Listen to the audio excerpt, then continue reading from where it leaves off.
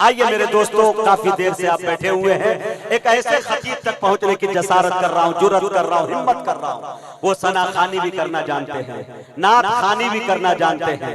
नया भोजपुर के लोग अगर मर जाए तो वो कुरान खानी भी करना जानते हैं। ये नाम किसी और का नहीं, मुफ्ती सादुल नजीब साहब का है। मैं बड़े अदब के साथ हजरत से गुजारिश कर रहा हूं कि हजरत तशरीफ लाए और अपने कीमती बातों से हम सामईन को नवाजे। बस अब जनाब शेख है, माइक है, रात है, फैसला आपके हाथ है। अल्हम्दुलिल्लाह नहमदुहु व नस्तईनुहु व नस्तगफिरुहु व नु'मिनु बिही व नतवक्कलु अलैहि व नऊज़ु बिल्लाहि मिन शुरूरि अनफुसिना व मिन सय्यिआति अअमालिना। मन यहदिहिल्लाहु फला मुदिल्ल लहु व मन युद्लिल फला हादिय लहु व नशहदु अन ला इलाहा इल्लल्लाहु वहदहु ला शरीका लहु व नशहदु अन्न सय्यिदना व नबियना व हबीबना व शफीअना व सनदना व इमामना व मौलाना मुहम्मदन अब्दुहु व रसूलुहु सल्लल्लाहु अलैहि व अला आलिहि व सहबिहि व बारक व सल्लम तस्लीमन कसीरन कसीरा। अम्मा बअद फअऊज़ु बिल्लाहि मिनश शैतानिर रजीम। बिस्मिल्लाहिर रहमानिर रहीम। वक़र्री ऐना औ कमा क़ाल अलैहि सलातु वस्सलाम। सदक़ल्लाहु मौलानल अज़ीम। वक़ाल अन्नबिय्यु सल्लल्लाहु अलैहि वसल्लम अक्रिमू औलादकुम औ कमा क़ाल अलैहि सलातु वस्सलाम। सुब्हानल्लाहि व बिहम्दिहि सुब्हानल्लाहिल अज़ीम व बिहम्दिहि अस्तग़फिरुल्लाह। सल्लल्लाहु अला सय्यिदिना मुहम्मद सल्लल्लाहु अलैहि वसल्लम। अल्लाहुम्मा सल्लि अला सय्यिदिना मुहम्मद या रब्बी सल्लि अलैहि वसल्लिम। खुदा है मेहरबान बोलो, बोलो है मेहरबान बोलो। खुदा है मेहरबान बोलो, बोलो है मेहरबान बोलो। हर लहज़ा है मोमिन की नई आन नई शान। गुफ्तार में किरदार में अल्लाह की बुरहान। गुफ्तार में किरदार में अल्लाह की बुरहान। ये बात किसी को नहीं मालूम के मोमिन कारी नजर आता है, कारी नजर आता है, हकीकत में है कुरान। खुदा है मेहरबान बोलो, है वो मेहरबान बोलो। साइंस टेक्नोलॉजी में माहिर भी बनाओ और ज़ाहिर व बातिन में हताहिर भी बनाओ। पहले तो इन्हें यारो मुसलमान बनाओ। खुदा है मेहरबान बोलो, है वो मेहरबान बोलो। जलसा सुनते सुनते आप थक गए, सुनाने वाले सुनाते सुनाते पक गए। इंसाफ यही है कि जल्दी से जलसे को मुकम्मल करा दिया जाए। थोड़ा सा हौसला आपका बाकी है। खा करके पी करके आप जलसा सुनने के लिए बैठे और मोहब्बत में आपने जलसे को यहाँ तक पहुँचा दिया। ये इस जलसे की करामत है। मेडिकल साइंस कहती है कि खाने पीने के बाद आदमी 40 मिनट तक दिमाग का रहता है, उसके बाद दिमाग उसका जवाब दे देता है। लेकिन मोहब्बत ने अभी तक आपको जवान रखा है। अल्लाह आपके हौसले को कबूल फरमाए, दीन दुनिया दोनों की भलाई से मालामाल फरमाए। इंशाअल्लाह आप लोग यहाँ से लेकर के वहां तक सुनने के लिए तैयार है? दोनों हाथ उठा दिए इंशाअल्लाह। 3 सवालों से मेरा पैगाम शुरू हो रहा है। बच्चे के अंदर 5 खूबी होती है। वो 5 खूबियां अगर हमारे अंदर आ जाएं तो हम सच्चे इंसान बन जाएं, अच्छे मुसलमान बन जाएं। वो 5 खूबियां क्या हैं? 1 से लेकर के 5 तक वो 5 खूबियां क्या हैं? मेरा दूसरा सवाल है, कैसे पता चलेगा कि ये बच्चा बहादुर होगा? कैसे पता चलेगा कि ये बच्चा बुज़दिल होगा, ये भगोड़ा होगा, ये बहादुर होगा, ये डट जाएगा, गर्दन कटा देगा, गर्दन नहीं झुका सकता? ये बच्चा बहादुर है, कैसे पता चलेगा? ये मेरा दूसरा सवाल है। तीसरा सवाल है, ये बच्चा मुसलमान का बच्चा है, कैसे पता चलेगा ये सच्चा पक्का मुसलमान है, ये बच्चा मुसलमान है, कैसे पता चलेगा? ये मेरा तीसरा सवाल है, आखिरी सवाल है। हर एहसान को बच्चा भूल जाएगा। एक एहसान है, उस एहसान को अगर आपने बच्चे के ऊपर कर दिया, वो कभी भी आपको भूल नहीं सकता, जिंदगी भर आपको याद रखेगा। वो आखिरी एहसान क्या है? रोज बच्चे को अच्छा खिलाएंगे, हाथ उठाइए इंशाल्लाह। रोज अच्छा पहनाएंगे, हाथ उठाइए इंशाल्लाह। पढ़ाने के लिए, कल के लिए सोचेंगे, हाथ उठाइए इंशाल्लाह। जरा ध्यान रखिएगा, 3 सवाल है, यहाँ से मेरा पैगाम शुरू हो रहा है। बच्चे के अंदर 5 खूबी है। सबसे पहली खूबी, बच्चा रो करके अपनी बात मनवाता है। अपनी बात बच्चा रो करके मनवाता है। जब तक उसकी ख्वाहिश बाप पूरी न कर दे, वो BBC लंदन खुला रहता है, बंद होने का नाम नहीं लेता। रो करके बच्चा अपनी बात मनवाता है। अगर हम अपनी बात अल्लाह से रो करके मनवाने वाले बन जाएं, तो अल्लाह अच्छा इंसान भी बना दे, अच्छा मुसलमान भी बना दे। बच्चे के अंदर दूसरी खूबी दिखाने के लिए जा रहा हूँ। बड़ा से बड़ा अमीर का बच्चा है, वो भी धरती पर बैठ जाता है, जमीन पर बैठ करके खेलता है, धरती पर बैठ करके खेलता है। उसके दिल में तकब्बुर नहीं है, खाकसार है। अगर हम भी बड़े होकर के खाकसार बन जाएं, अल्लाह और बड़ा बना देगा। बच्चे की तीसरी खूबी दिखा रहा हूँ, मिट्टी से खेलता है। जब खेल करके थक जाता है तो मिट्टी को तोड़ देता है। मिट्टी का खिलौना होता है, उससे खेलता है, उसके बाद उसको तोड़ देता है। मतलब क्या है? उस मिट्टी के खिलौने की कोई कीमत उसके दिल में नहीं है। इस दुनिया की कोई कीमत हमारे दिल में ना हो, दिल से दुनिया की मोहब्बत निकल जाए, तो अल्लाह हमें भी कीमती बना दे। तीसरी खूबी बच्चे की दिखा रहा हूँ। चौथी खूबी बच्चे के अंदर होती है कि बच्चा कोई भी चीज हाथ में मिले उसको मुंह में डाल लेता है। उसकी जिंदगी में सादगी है, फैशन नहीं है। हम भी फैशन से निकल जाएं, सादगी में आ जाएं, तो अल्लाह हमें भी माला माल कर दे। बच्चे की आखिरी खूबी दिखाने के लिए जा रहा हूँ, इस खूबी को जरूर अपना लीजिएगा, अल्लाह आपको अच्छा इंसान बना देगा। बच्चे की खूबी क्या होती है? पल में झगड़ा करता है, पल में एक हो जाता है। पल में झगड़ा करता है, पल में झगड़े को भूल जाता है। झगड़ा करता है, झगड़े को भूल जाता है। अगर हम भी अपने भाई से झगड़ा करके, पड़ोसी से झगड़ा करके उसको भूल जाएं, तो अल्लाह जिंदगी को जन्नत बना। दूसरा सवाल आपसे था कि बच्चा कौन सा बहादुर होगा, कौन सा बच्चा बुज़दिल होगा? जो बच्चा ये कहता है कौन मेरे साथ होगा, ये बच्चा बहादुर होगा।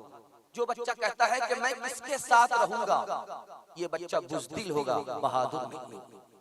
तीसरा पैगाम, तीसरा सवाल आपकी खिदमत में था, कैसे पता चलेगा ये मुसलमान का बच्चा है? बच्चा मजहब से बेखबर नहीं है, मजहब का तरफदार है, अंग्रेज से मुतासिर नहीं है, अंग्रेज का तरफदार नहीं है। ये बच्चा सच्चा पक्का मुसलमान होगा। हजार तूफान आए, ये साबित कदम रहेगा, दीन और ईमान का सौदा नहीं करेगा। आखिरी सवाल था, आप अच्छा कपड़ा पहना रहे हैं, बच्चा पहन करके भूल जाएगा। अच्छा खाना खिला रहे हैं, बच्चा भूल जाएगा। लेकिन बच्चे को आप इल्म दे दीजिए, जिंदगी भर आपके एहसान को याद रखेगा। दुनिया के रंज सहना और मुंह से कुछ न कहना, सच्चाइयों के बल पे आगे को बढ़ते रहना। रख दोगे कि दिन तुम, रख दोगे कि दिन तुम संसार को बदल के, बच्चों दिखाओ चल के। अपने हो या पराए सबके लिए हो न्याय, देखो कदम तुम्हारा हरगिज़ न डगमगाए। रास्ते बड़े कठिन हैं, रास्ते बड़े कठिन हैं, चलना संभल संभल के, बच्चों दिखाओ चल के। पर्दे के अंदर माँ बहनें हैं, उनके हवाले से छोटा सा पैगाम आपकी खिदमत में ला रहा हूँ। आप लोग मुकम्मल सुनने के लिए तैयार है? दोनों हाथ उठाइए इंशाअल्लाह। औरतों को सर पर बिठाएंगे, हाथ उठाइए इंशाअल्लाह। जरा ध्यान रखिएगा, सुनाने के लिए जा रहा हूँ, आप बहुत दिल से सुन रहे हैं, ध्यान से सुन रहे हैं। माइक वाले थोड़ा बेस बढ़ाइए, आपका माइक बहुत अच्छा काम कर रहा है, बहुत अच्छी सर्विस दे रहा है, अल्लाह आपको जज़ाए खैर दे। ध्यान से सुना रहा हूँ, इसको सुनिएगा। छोटा बच्चा, दूध पीता बच्चा, माँ की गोद में पेशाब करे, बाप की गोद में पेशाब करे और बदन में पेशाब लगा नहीं है, सिर्फ कपड़े में पेशाब लगा है, तो अब कपड़ा उतारने की जरूरत नहीं है। एक मुट्ठी पानी लेकर के, 2 मुट्ठी पानी लेकर के कपड़े पर मार दिया, झाड़ दिया, झाड़ दिया, कपड़ा पाक हो गया। इमाम शाफी रहमतुल्लाह अलैह कहते हैं, लेकिन दूध पीने वाली अगर बच्ची है, बेटी है, अगर माँ की गोद में पेशाब करे, बाप की गोद में पेशाब करे, तो अब कपड़ा पाक नहीं होगा, कपड़ा उतारना पड़ेगा, बार बार धोने पड़ेंगे, धाग धब्बे छुड़ाने पड़ेंगे, तब कपड़ा मुकम्मल पाक होगा। इस नुक्ते को जरा ध्यान में रखिएगा, मैं आपको बताने के लिए जा रहा हूँ। बेटा है दूध पीता, माँ बाप की गोद में पेशाब किया, पाक करना बिल्कुल आसान। बेटी है, माँ बाप की गोद में पेशाब किया, अब पाक करना बहुत मुश्किल। पालन हक्कानी ने नुक्ता निकाला, बेटे से ज्यादा बच्ची को तालीम दिलाओ। 4 मंजिल में वो पहुंचती है, पहली मंजिल में वो बेटी होती है, दूसरी मंजिल में वो बीवी होती है, तीसरी मंजिल में वो माँ होती है, चौथी मंजिल में वो सास होती है। बेटे से 4 गुनी तालीम अगर तुमने बेटी को दिलाया, वो अच्छी बेटी होगी, अच्छी बेटी आगे चल करके अच्छी बीवी होगी, यही अच्छी बीवी आगे चल करके अच्छी माँ होगी, अच्छी माँ जब बनेगी अच्छी सास बनेगी। मर्द पढ़ा फर्द पढ़ा, औरत पढ़ती है खानदान पढ़ा करता है। 700 साल के बाद मुसलमानों पर हमला हुआ, इस हमले को तातारी हमला कहा जाता है। 3 करोड़ मुसलमानों को कत्ल कर दिया गया, उनकी चोरू बेटी को जबरदस्ती अपने घर में रख लिया गया। तलवार में ज्यादा ताकत है, औरत की तालीम में ज्यादा ताकत है, ये फर्क आपको बताने के लिए जा रहा हूँ। 3 करोड़ मुसलमानों को कत्ल करने वाले, उनकी चोरू बेटी को जबरदस्ती अपने घर में रखने वाले, जबरदस्ती घर में रख लिया। इनकलाब देखिए, मुसलमानों ने तलवार उठाई, तलवार ने कोई काम नहीं किया। औरत की तालीम ने जो काम किया वो तलवार ने नहीं किया। मुसलमानों की चोरू बेटी थी, पढ़ी लिखी थी, इस्लाम की तालीम को दुश्मनों के घर में आम करना शुरू किया। जो तलवार चलाने वाले थे, मुसलमानों को कत्ल करने वाले थे, कलमा पढ़कर मुसलमान हो गए। जो काम तलवार ने नहीं किया, वो औरत की तालीम ने करके दिखा दिया। इमाम शाफी रहमतुल्लाह अलैह कहते हैं कि मैं छोटा हूँ, पढ़ने के लिए जा रहा हूँ, यतीम हूँ, बाप का सहारा नहीं है, हाथ पर 1 पैसा नहीं है। जब वापिस आया पढ़ करके तो हाथ में पैसा है। माँ ने कहा कि बेटा रुक जाओ, पहले मेरे सवाल का जवाब दो, घर में बाद में दाखिल होना, पहले मेरे सवाल का जवाब दो। तुम खाली हाथ गए थे, वहां से वापिस आए हो, ये पैसा कहाँ से आया? कहा कि अम्मा ये चोरी डकैती का पैसा नहीं है, इम्तिहान में टॉप किया था, मेरे उस्ताद मालदार थे, मुझको इनाम देकर के माला माल किया है, ये इनाम का पैसा है। जिस तरह ताबिश रेहान साहब को इनाम की बारिश कर रहे थे। खैर इंशाअल्लाह अगर आपकी जेब खाली नहीं है तो दोबारा वो पढ़ेंगे, दोबारा आपको इनाम देनी है इंशाअल्लाह। हाथ उठा दीजिए, फजर तक सुनेंगे, हाथ उठाइए इंशाअल्लाह। जरा ध्यान रखिएगा, फजर तक जलसा चलने वाला नहीं है, क्योंकि आपका हाथ देर से उठ रहा, आप तो आधा कब्रिस्तान में पहुंच चुके, ज्यादा साथ देने वाले आप हैं नहीं। ध्यान से सुनिएगा जो मैं आपको सुनाने के लिए जा रहा हूँ। बेटा आया है पढ़ करके, हाथ में पैसा है, माँ ने कहा रुक जाओ, मेरे सवाल का जवाब दो, तुम्हारे हाथ में पैसा नहीं था, कहाँ से ये पैसा आया? कहा कि उस्ताद ने इनाम दिया है, इनाम का पैसा है। कहा कि बेटा घर से बाहर जाओ, इसी इनाम को सदका करो गरीबों में, जिस हाल में गए थे उस हाल में आओ। मैं दुनिया को कहां तक कहती फिरूंगी, ये चोरी डकैती का पैसा नहीं है, इनाम का पैसा है। बेटा जिस हाल में गए थे उस हाल में वापस। आपको सुनकर के हैरत होगी, हज्जाज बिन यूसुफ का दरबार है, एक औरत आई, उसने कहा कि मेरे 3 आदमी को तुमने गिरफ्तार कर दिया, मेरा बेटा गिरफ्तार है, मेरा शौहर गिरफ्तार है, मेरा भाई गिरफ्तार है, तीनों को छोड़ दो। कहा कि मेरे कट्टर दुश्मन है, मैं तीनों को छोड़ नहीं सकता, एक को छोड़ूंगा तुम्हारी खातिर, 2 को फांसी पर चढ़ा करके रहूंगा। अब तुम्हारी मर्जी है, जिसको हवाले करो फांसी के, जिसको छुड़ा करके ले जाओ। उस औरत का कितना सख्त इम्तिहान होगा कि 3 रिश्तेदार हैं, एक तरफ बेटा गिरफ्तार है, एक तरफ शौहर गिरफ्तार है, एक तरफ भाई गिरफ्तार है। किसको मौत के हवाले करे, किसको मौत से छुड़ाए, उसका कितना सख्त इम्तिहान होगा। उस औरत ने थोड़ी देर सोच करके फैसला लिया, मेरे भाई को छोड़। भाई को छोड़ दिया गया, बेटे को फांसी हो गई, शौहर को फांसी हो गई। हज्जाज यूसुफ ने कहा कि तू कैसी सख्त औरत है, बेटे को नहीं बचाया। भाई को बचाया, शौहर को नहीं बचाया, भाई को बचाया। उस औरत का जवाब सुनिए, उसने कहा कि मैं जवान हूँ, मेरी शादी हो जाएगी, अल्लाह मुझे शौहर दे देगा, अल्लाह मेहरबान हुआ तो मुझे बेटा भी मिल जाएगा, लेकिन मेरे माँ बाप मर चुके हैं, भाई नहीं आएगा। चौथा और आखिरी नमूना आपकी खिदमत में लेकर के आ रहा हूं, इसको बहुत ध्यान से सुनिएगा जो मैं आपको सुनाने के लिए जा रहा हूं। अल्लाह के रसूल ने हथियार डाल दिया, कहा जंग से सुलह बेहतर है, हम लोग मदीना जाएंगे, वापिस जाएंगे, अब उम्रा नहीं करेंगे।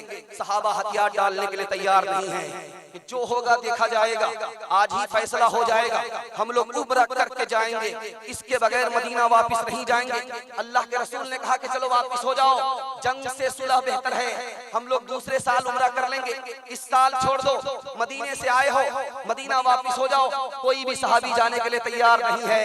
अल्लाह के रसूल परेशान है, मैं हुक्म करता हूँ मदीना वापिस हो जाओ, ये वापिस होने के लिए तैयार नहीं है, जंग के लिए तैयार है, अब करूँ तो क्या करूँ। परेशानी के आलम में अपनी बीवी के पास आए, उम्मे सलमा रज़ी अल्लाह अन्हा से पूछा क्या करना चाहिए। तैयार रसूल अल्लाह, घबराने की कोई बात नहीं है, आप अपना जानवर ज़बह कीजिए, इहराम का कपड़ा उतारिए, मदीने को वापिस हो जाइए। आपको देख करके ही आपके जानिसार सहाबा खामोश नहीं बैठेंगे, सांप भी मर गया, लाठी भी न टूटी, मुसीबत में जो बीवी काम आ जाए वही सबसे बड़ी दीनदार बीवी हुआ करती है।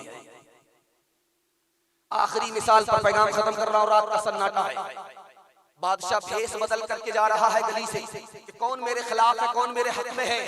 एक औरत कह रही वो जा रहा है, दूसरी औरत कह रही वो नहीं है, तीसरी औरत कह रही वही तो। बादशाह के कान खड़े हुए, इसका मतलब ये जासूस औरत है, ये हमारी दुश्मन है, हमारे खिलाफ प्लान कर रही है। पुलिस वाले को भेजा, पुलिस वाले तीनों औरत को गिरफ्तार करके लाए। एक औरत कहती वही तो है, दूसरी औरत कहती वो होते तो वो होते, तीसरी औरत कहती वो नहीं वो तो है। अब बादशाह क्या और दिमाग खराब, पहली बार क्या कहा नहीं समझा, दूसरी बार क्या कहा नहीं समझा, औरतों से कहा कि तू क्या इशारे इशारे में बात कर रही है, मतलब इसका बचाओ। तो कहा कि जिस औरत ने कहा वो जा रहा है, उसका मतलब आपसे नहीं था, चिराग से उजाला जा रहा था, इसलिए उस औरत ने कहा वो जा रहा है, यानी उजाला जा रहा है। दूसरी औरत ने कहा कि वो नहीं है, इसका मतलब यह है कि तेल नहीं है, इसलिए उजाला जा रहा है। तीसरी औरत ने कहा कि वो तो है, तेल तो है, फिर उजाला क्यों जा रहा है, ये मतलब कहा कि जो तुमने सामना किया हमारा, एक ने कहा कि वही है, दूसरी ने कहा कि वो होते तो वो होते, तीसरी ने कहा कि वो नहीं वो तो है, इसका क्या मतलब। कहा कि जिस औरत ने कहा वही तो है, बादशाह सलामत माफ कीजिएगा, अब बादशाह होकर के औरत की बात को नहीं समझते हैं, आप प्राइम मिनिस्टर बन गए हैं और आप मैट्रिक पास भी नहीं है, औरत की बात को नहीं समझते हैं, इसलिए एक औरत ने कहा कि वही तो है, यानी ये बादशाह नहीं है, ये तो बैल है, उल्लू का पट्टा है, भैंस का अंडा है, गीले का चिलचा। दूसरी औरत ने कहा कि वो होते तो वो होते, अगर बैल होते तो दुम भी होती और सिंग भी होती, ये दोनों तो नहीं है। तो तीसरी औरत ने कहा वो नहीं वो तो है, अगर बैल नहीं गधा तो है। हुस्न सूरत चंद रोजा, हुस्न सीरत मुस्तकिल, इससे खुश होती है आंखें, उससे खुश होता है दिल, ये चाहे तो जन्नत ही घर को बना दे, ये चाहे तो दोज़ख इसको बना दे, ये चाहे तो इज्जत हमारी करा दे, ये चाहे तो जिल्लत में हमको गिरा दे, ये चाहे तो रुसवा ज़माने में कर दे, ये चाहे तो इज्जत के फट जाए पर्दे। ज़माने की रफ्तार ये कह रही है, सदाचार जानिब से ये आ रही है कि तालीम निस्वा तरक्की का दर है, कि तालीम निस्वा तरक्की का सर है। बादशाह को पेशाब लगा, थोड़ा आवाज बढ़ाइए, इको बढ़ाइए, आवाज बढ़ाइए। बादशाह को पेशाब लगा, बादशाह पेशाब खाने में बैठा, एक बैर टूट करके गिरा, पीला था, पीला था, कस-कस पीला था, मुंह में पानी। दाईं तरफ देख रहा कोई देख तो नहीं रहा, बाईं तरफ देख रहा कोई देख तो नहीं रहा, झट से बैर को लिया धो करके मुंह में। अब रात का सन्नाटा था और बादशाह के दरबार में मुशायरा शुरू हुआ तो लड़की कहती है, राजा जी मैं तो कह दूंगी, राजा जी मैं तो कह दूंगी बादशाह के कान खड़े हुए, नालायक लड़की खड़ी खड़ी कहाँ थी? अगर इसने आज कह दिया तो मेरी इज्जत का बड़ा हो जाएगा। हाथ में पैसा लिया, चुपके से आकर के कहता है, कहेगी कैसे ये इनाम तो ले ले, राजा जी मैं तो कह दूंगी।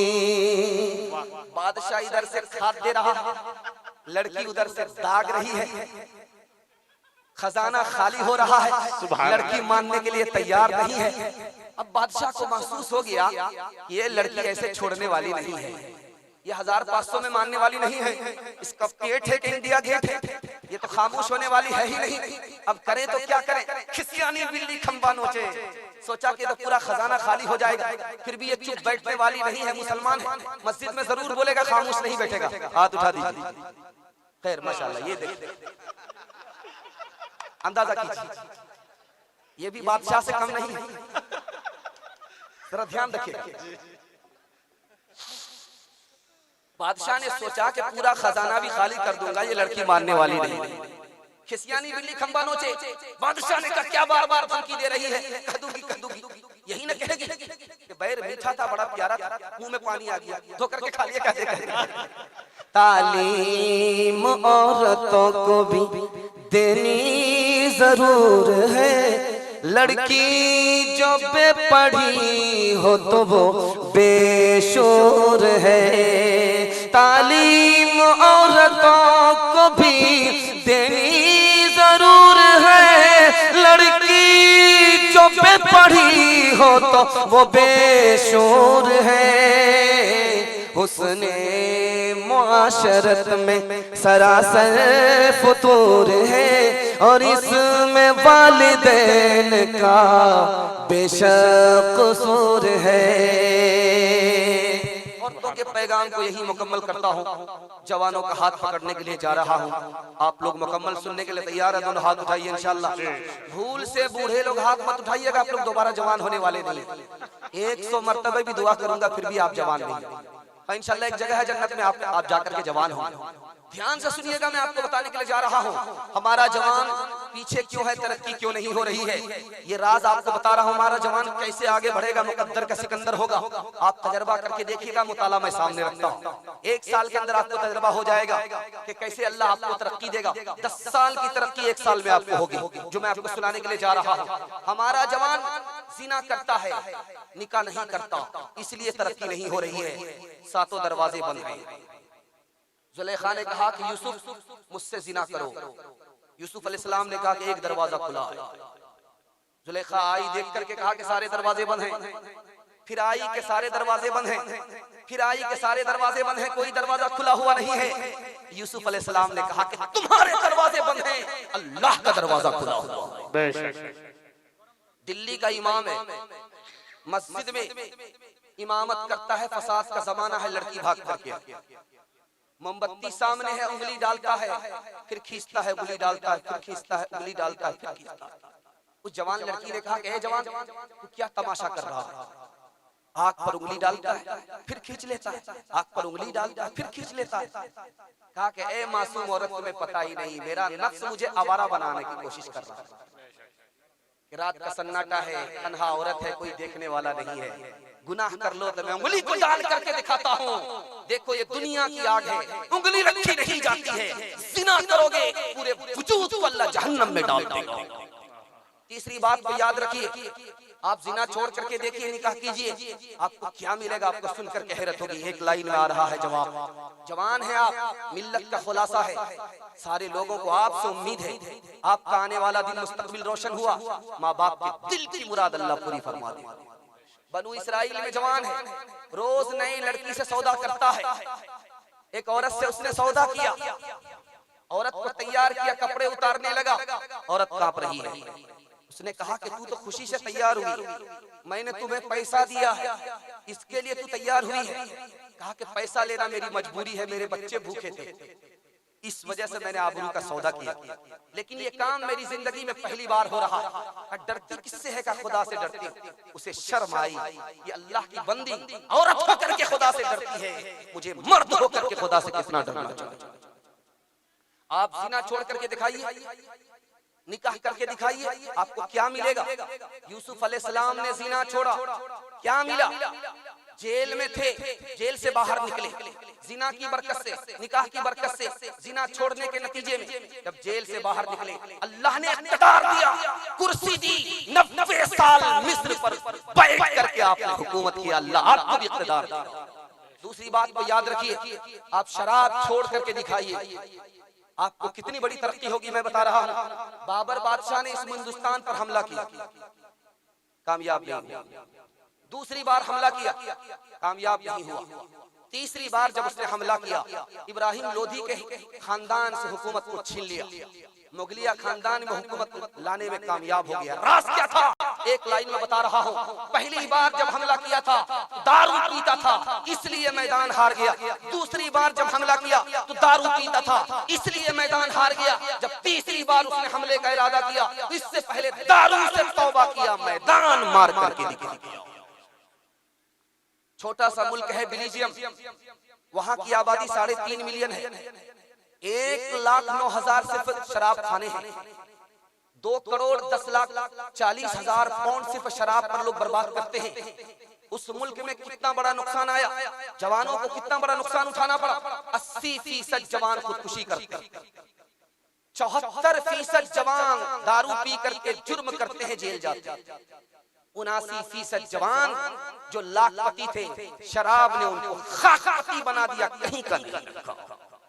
तीसरी बात आपसे मैं कहने के लिए जा रहा हूं, आपको फिल्म छोड़ देना है, इश्कबाजी छोड़ देनी है, फिल्म बीनी छोड़ देनी है। इसका तजर्बा मैं आपको बता रहा हूँ, आपको क्या मिलेगा। माइकल जैक्सन का आपने नाम सुना है, इतना बड़ा डांसर था कि उसका दावा था कि अगर कोई मौलवी मेरे सामने बैठ जाए, मेरे डांस को देखे तो वो भी नाचने लगे। इतना बड़ा डांसर था। उसने क्या कहा आपको सुनकर के हैरत होगी, मैंने पैसा कमाया, मुझे पैसा से सुकून नहीं मिला। मैंने शोहरत कमाई, मुझको शोहरत से सुकून नहीं मिला। सुकून 3 चीजों से मिला। मैं ईसाई था, कलमा पढ़कर मुसलमान हुआ, इस्लाम से मुझे सुकून मिला। मैंने मस्जिद तामीर की, मस्जिद में आने जाने लगा, मुझे मस्जिद से सुकून मिला। इससे भी बढ़ करके जब मैं नमाज पढ़ने लगा, खुदा के आगे झुकने लगा, तो मुझे दुनिया का वो सुकून मिला जो मुझे पैसे से नहीं मिला, शोहरत से नहीं मिला। एक तजर्बे की बात बता रहा हूं, आपके हाथ में मोबाइल है, आप देखिए आपकी नींद उड़ जाएगी, लेकिन जुमा का दिन है, आप आ जाइए, खुतबा शुरू होता आपको नींद आएगी। तजर्बे की बात, हर हफ्ते में जुमा आता, आप मोबाइल देखते हैं, मोबाइल से आपकी नींद उड़ जाती है, लेकिन आप जब जुमा पढ़ने के लिए आते हैं, खुतबा होता तो आपको नींद आती है। राज बता रहा हूं, जब आप मोबाइल देखते हैं, फिल्म देखते हैं, तो रूह परेशान होती है, दिल परेशान होता। जब रूह परेशान होगी, दिल परेशान होगा, तो नींद नहीं आएगी। लेकिन जब आप नमाज पढ़ने के लिए आते हैं और खुतबा इधर शुरू होता है, तो आपके दिल को सुकून मिलता है। नींद फूल पर आती है, कांटों पर नहीं आती है। इंशाल्लाह जुमा से नमाज शुरू होगी, हाथ उठा दे। ये कितने लोगों ने बड़ी तेजी के साथ झटका मारा, वो ये सोच रहे थे कि देखा नहीं गया, बड़े बड़े की चोरी पकड़ी जा रही है। जरा ध्यान रखिएगा, उमर शरीफ बॉलीवुड का हीरो था, हॉलीवुड का हीरो था। उमर शरीफ इतना पैसा कमाया, फिल्मी एक्टिंग में इतना पैसा कमाया, इतना पैसा कमाया कि बड़ा बड़ा बैंक हाथ जोड़ करके खड़ा हो गया कि अब बैंक में आपका पैसा रखने के लिए जगह नहीं। इतना बड़ा, वो कहता है कि मैं दुनिया का सबसे बड़ा नाकाम इंसान। इतना पैसा कमाने वाला नौजवान, हॉलीवुड का हीरो, एक एक एक्टिंग पर लाखों करोड़ों डॉलर कमाने वाला, और यहाँ की सरकार इलेक्शन में उससे पैसा कर्ज लेकर के इलेक्शन लड़ने वाली। वो उमर शरीफ कहता है मैं 20 साल से होटल में रहता हूँ, ऐश और अय्याशी करता हूँ, घर से दूर हूँ, जिना करता हूँ मुझको सुकून नहीं मिला। सुकून किससे मिलता है?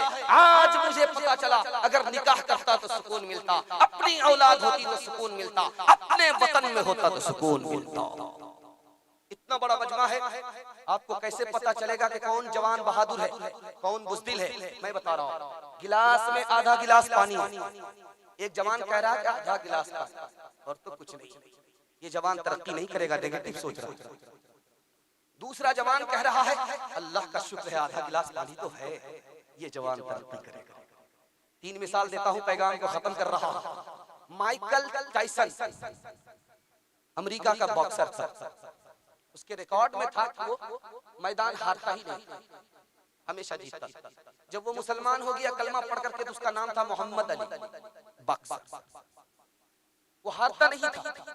इत्तिफाक से जब मुसलमान हो गया तो सबसे बड़ा जुर्म मुसलमानों का इस्लाम कबूल किया, जेल हो गई। जेल में जब गया तो उसके हरीफ ने उसको चैलेंज कर दिया, मोहम्मद अली अगर इस बार मुझसे टकरा गया उसके मुंह तोड़ दूंगा, हड्डी पसली तोड़ करके बिठा दूंगा, किसी काबिल नहीं रहेगा। मोहम्मद अली जैसे जेल से बाहर आए, उसने सोचा कि प्रैक्टिस नहीं होगी, जेल में ऐसे ही खा पी करके बराबर होगा, सब फन भूल गया होगा। इस ख्याल से उसने चैलेंज कर दिया। मोहम्मद अली की हिम्मत को देखिए, मोहम्मद अली के हौसले को देखिए। उसने कहा कि मैं तुम्हारा चैलेंज कबूल करता हूं। अखाड़े में इंटरव्यू हो रहा है, जो मद्दे मुकाबिल है 1 घंटा इंटरव्यू दे रहा, मुंह तोड़ूंगा, हाथ तोड़ूंगा, ये कर दूंगा, छठी का दूध याद दिला दूंगा, मैं वो कर दूंगा, मैं ये कर दूंगा। 1 घंटा वो इंटरव्यू देता रहा। उसके बाद जब मोहम्मद अली की बारी आई तो कहा तुम क्या कहते हो? कहा ये मेरे सामने टट्टू है, इसके अलावा कुछ नहीं। इंटरव्यू खत्म हो गया, 1 मिनट में इंटरव्यू दिया। इंटरव्यू खत्म करने के बाद जब मुकाबला शुरू हुआ तो 2-3 मिनट में जमीन पर ढेर कर दिया मोहम्मद अली ने। पूछा गया ऐसा कैसे हो गया? तो वो डरा हुआ था, मैं खुदा के भरोसे खड़ा था। जो खुदा के भरोसे खड़ा होता है उसको कोई हरा नहीं सकता, वो मैदान जीतता है। आखिरी मिसाल पर पैगाम को खत्म कर रहा हूं, इसको ध्यान से सुनिएगा। बादशाह के दरबार में जवान आया, उसने कहा कि मैं करतब दिखाना चाहता हूं। सुई को गाड़ दिया, धागा लेकर के मारा इधर से, धागे के नाके से सुई के नाके से धागा पास। सारे लोगों ने ताली बजाई, इधर से भी ताली, उधर से भी ताली। बादशाह ने कहा कि इस जवान को 10 रुपया इनाम में दो और 10 जूते मारो। अब लोगों के कान खड़े हुए कि भाई मामला क्या हो गया? इतना अच्छा करतब दिखाने वाले जवान को 10 रुपए इनाम में मिल रहे, जूते भी पड़ रहे, बात क्या? तो बादशाह ने कहा बेकार काम में इसने वक्त वो बर्बाद किया, ये भिखारी है, बेकार काम में इसने मेहनत किया। करतब जब तक दिखाएगा नहीं, लोग देखेंगे नहीं, भीख ही मांगता है। अगर ये पढ़ने लिखने में मेहनत करता, रात दिन एक करता, तो भीख देने वाला बनता, भीख लेने वाला नहीं बनता। इसलिए 10 जूते मार। 3 जवान डीग मार रहे थे। एक ने कहा मैं उस शख्स का बेटा हूं जिसकी मुट्ठी में हवा। कहता है तो बहती है, वो मना कर देता तो रुक जा। पुलिस वाले ने दूसरे से पूछा कि तुम कौन? कहा मैं उस शख्स का बेटा हूं जिसके सामने बड़े बड़े की गर्दन झुकती है, वो खून भी बहाता है, जुर्माना भी लेता है। पुलिस वाले डर गए कि एक बड़े बाप का बेटा। तीसरे से पूछा कि तुम कौन हो? कहा मैं उस शख्स का बेटा हूं जिसके चूल्हे पर जब हांडी चढ़ती उतरने का नाम नहीं लेते। लोग हाथ जोड़ करके खड़े हो, सोचा कि ये बहुत बड़े बाप का बेटा। हज्जाज बिन यूसुफ ने कहा कि बहुत नालायक है, डिंग मार रहा है, जमीन पर है, आसमान की बात कर रहा है। जिसने कहा मैं उस शख्स का बेटा हूं जिसकी मुट्ठी में हवा है, ये लोहार का बेटा। बाप भाती चलाता है तो हवा चलती है, छोड़ देता है तो रुक जाता है। डिंग मार उल्लू बना रहा है, जमीन पर है, आसमान की बात। जिसने कहा कि मैं उस शख्स का बेटा हूं जिसके सामने बड़े बड़े की गर्दन झुकती है, वो खून भी बहाता है, जुर्माना भी लेता, बहुत बड़े बाप का बेटा नहीं है। ये तो नाई का बेटा। अगर बादशाह भी बाल बनाएगा वो सर झुकाना पड़ेगा, उस्तरा लग जाएगा, फिर भी पैसा देना पड़ेगा। बेवकूफ बना रहा है। जिसने कहा मैं उस शख्स का बेटा हूं जिसके चूल्हे पर जब हांडी चढ़ती उतरने का नाम नहीं लेती, ये बहुत बड़े बाप का बेटा नहीं, बावर्ची का बेटा है। हाथ उतार करके दाल चढ़ाता है, दाल उतार करके तरकारी चढ़ाता है। जब सर्दी का समाना होता है तो लोग आग तापने के लिए हाथ जोड़ करके खड़े होते हैं। बेवकूफ बना रहा है। हर एक काम तेरा बड़ों से जुदा है, वो पाबंद कुरान तू सर पे फिदा है हनूदो नसारा का क्यों थूक चाटा कि मोचे तो लंबी है दाढ़ी को काटा। हनूदो नसारा का क्यों थूक चाटा कि मोचे तो लंबी है दाढ़ी को काटा। मोहम्मद ने महशर में जो पूछ डाला बताए वो सुन्नत में क्या तूने पाया, बताए वो सुन्नत में क्या तूने पाया। तमाशाई मत बन खबरदार हो जा अभी वक्त फुर्सत है बेदार हो जा। एक जवान ने किताब में पढ़ा था जिसका सर बड़ा होता है बेवकूफ होता है, दाढ़ी बड़ी होती है बेवकूफ होता है। उसने तरकीब निकाली कि सर को कैसे छोटा करें। सर तो छोटा होगा नहीं, हाँ दाढ़ी को छोटी कर सकता। किताब में पढ़ लिया था कि बड़ा सर होगा बेवकूफ होगा, जबकि बड़ा सर सरदार का। उसने पढ़ लिया था कि जो बड़ा सर वाला होगा वो बेवकूफ होगा, बड़ी दाढ़ी वाला बेवकूफ होगा। उसने सोचा कि सर को छोटा तो कर नहीं सकता हूं, लेकिन एक काम कर सकता हूं कि दाढ़ी को छोटी कर सकता। उसने कैंची वैंची ढूंढी, मिली नहीं। देखा कि चिराग जल रहा, चिराग से दाढ़ी को छोटा करता हूं। मुट्ठी में दाढ़ी को पकड़ा, सोचा जो मुट्ठी से बाहर उसको जला दे, दाढ़ी छोटी हो जाएगी, अकलमंद हो जाओ। रांची से आया, कहा पागल, सीधे जैसे ही सटाता दाढ़ी जलते जलते जब हाथ पर आए तो छोड़ दिया। पतलून के चक्कर में लंगोटी चली। शक्ल तुम्हारी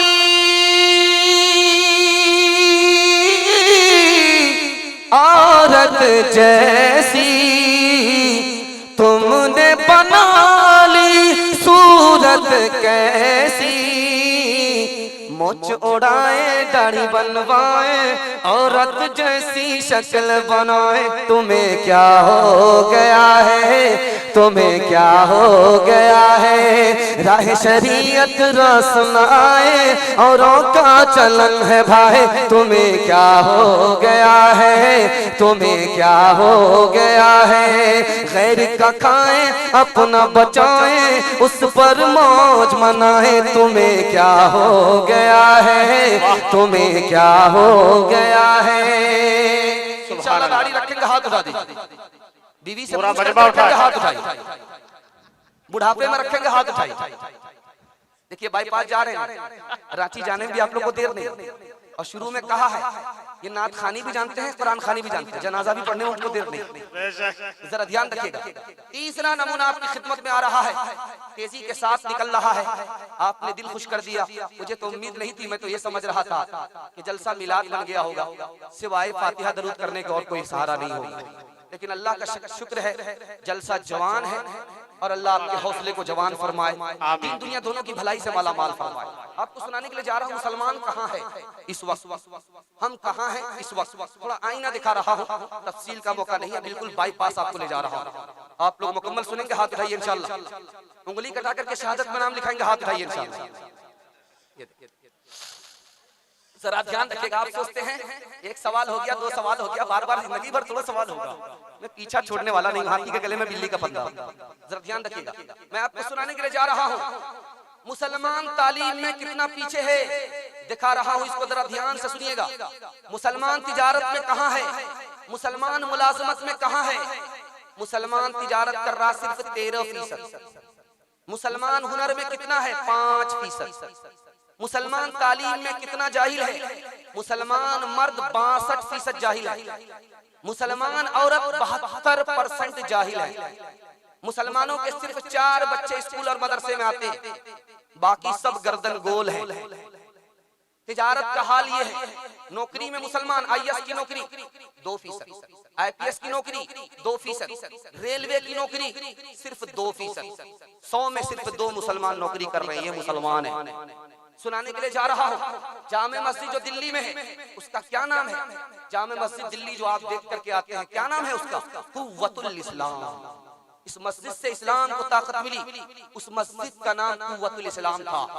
कुतुब मीनार जो आप देख करके आते हैं वो किस लिए बना था?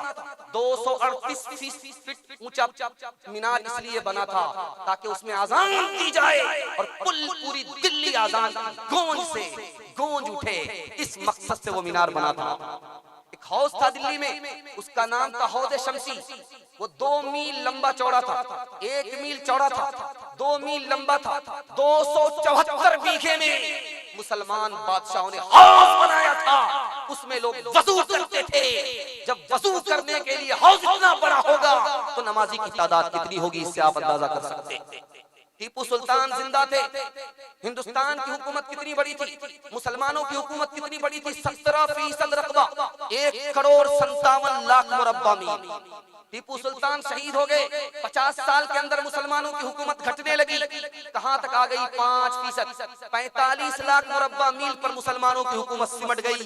टीपू सुल्तान जिंदा थे, हुकूमत बढ़ती चली गई। टीपू सुल्तान शहीद हुए, हुकूमत घटती चली गई। इससे भी ज्यादा सुन करके आपको हैरत होगी, पलासी के मैदान में मुसलमान कितनी तादाद में लड़ रहा है? 1757 में नवाब सिराजुद्दौला ने अंग्रेज से जंग किया। अंग्रेज की तादाद कितनी है? 3000। मुसलमानों की तादाद कितनी है? 70,000। 70,000 मुसलमान हार गया, 3000 अंग्रेज जीत गए। सुनते जाइए, 1764 में जंग होती है। मीर कासिम ने बक्सर के मैदान में लड़ाई लड़ी है। 1764 में बक्सर के मैदान में 50,000 मुसलमान हैं। अंग्रेज कितना है? सिर्फ 7,000। 50,000 मुसलमान हार गया, 7,000 अंग्रेज जीत गए। तीसरा नमूना देने के लिए जा रहा हूं। टीपू सुल्तान ने 1799 में अंग्रेज के खिलाफ जंग किया। टीपू सुल्तान शहीद हो गए, अंग्रेज को शिकस्त नहीं दे पाए। मुसलमान हार गया, अंग्रेज जीत गया। राज क्या है? अपनों की गद्दारी की वजह से मुसलमान अपने घर से ही हार गया। इतनी बड़ी तादाद होने के बावजूद भी मुट्ठी भर अंग्रेज से हार गया। मुसलमानों को सवाल कैसे आया? 4 वजह से सवाल आया। इसको बहुत ध्यान से सुनिएगा, इसी पर आपके जलसे को मैं मुकम्मल कर रहा हूं। इसको ध्यान से सुनिए। 1757 में 1257 में मुसलमानों की एक हुकूमत थी बगदाद में, उसकी खिलाफत की खत्म हो गई। वहां से मुसलमान खत्म हो गए। मुसलमानों के पास बड़ी बड़ी जमीन थी। खात्मा जमींदारी का कानून आया, मुसलमानों का सवाल शुरू हो गया। मुसलमानों के पास, मुसलमानों का एक ही मुल्क था, हिंदुस्तान पाकिस्तान मुत्तहिदा मुल्क था। तकसीम हुआ, तबादला हुआ, मुसलमान खत्म हो गए। चौथा जो मैं आपको बताने के लिए जा रहा हूं, इस पर मैं आपको फोकस करने के लिए जा रहा हूं, इसको जरा ध्यान से सुनिएगा। मुसलमान क्यों पीछे हुआ? 60 साल बाद स्कूल का इल्म हासिल करना मुसलमानों ने शुरू किया। 60 साल के बाद। और गैर मुस्लिम बिरादराने वतन 60 साल पहले शुरू कर दिया था। जदीद इल्म को हासिल करने में वो 60 साल हमसे आगे हो गए, हम 60 साल पीछे हो गए। इल्म से आदमी को इख्तिदार मिलता है, इल्म से आदमी को इज्जत मिला करती है। जब इल्म हाथ से निकल जाता है तो इख्तिदार भी चला जाता है, कुर्सी भी चली जाया करती है। इंशाअल्लाह मैं हाथ जोड़ करके आपसे कहता हूँ कि अपने बच्चे को मकान बना करके दीजिएगा, बर्बाद कर देगा। जमीन खरीद करके दीजिएगा, बर्बाद कर देगा। आप पढ़ा लिखा दीजिए, खुद जाहिल रहे, कोई फर्क नहीं पड़ेगा। खोया हुआ इंशाअल्लाह वो वकार आपका बच्चा वापस कर देगा। इंशाअल्लाह पढ़ाने के लिए तैयार है? दोनों हाथ उठाइए। इंशाअल्लाह, इंशाअल्लाह। एक मिसाल पर पैगाम को खत्म कर रहा हूं। मुसलमान जब मचान पर बैठता है तो झूठ ज्यादा बोलता है, सच कम बोलता है। एक मुसलमान बोलता है, मेरे दादा को एक भैंस थी, इतना दूध देती थी कि पूरा बक्सर जिला खीर पका करके खाता था। दूसरा बोलता है कि बरकत का जमाना था, कोई बड़ी बात नहीं। दूसरा डिंग मार रहा है, कह रहा मेरे दादा को एक भैंस थी, इतना पेशाब करती थी कि गंगा अलग बहती थी, जमुना अलग बहती थी। कहा कि जब खाती इतनी थी तो मुत्ती भी तो उतनी होगी। चल गया। तीसरा बोलता है, मेरे दादा को घोड़े का अस्तबल था, इतना बड़ा अस्तबल था कि अगर घोड़ी को बच्चा हो जाए, एक कोने से चले तो दूसरे कोने में पहुंचने से पहले पहले वो बूढ़ा हो जाए। चौथा बोलता है कि मेरे दादा को लग्गा था, इतना बड़ा लग्गा था कि आसमान को छू जाता था। जब बारिश नहीं होती थी तो लग्गा लगाता था, और आसमान से बारिश को झाड़ देता है। तो तीनों बोलता है, तीनों झूठा बोलता है। इस झूठे से झूठे के बाप से बोल रहा है। कितना बड़ा लग्गा कहाँ रखा था? तुम्हारे दादा के अस्तबल में रखा था। मुसलमानों संभल जाओ, संभल जाने का वक्त आया। बहुत सोए हो तुम, अब होश में आने का वक्त आया। जला डाली थी तुमने कश्तियां उंदुलुस के साहिल पर। मुसलमान फिर तेरी तारीख दोहराने का वक्त आया। जहां से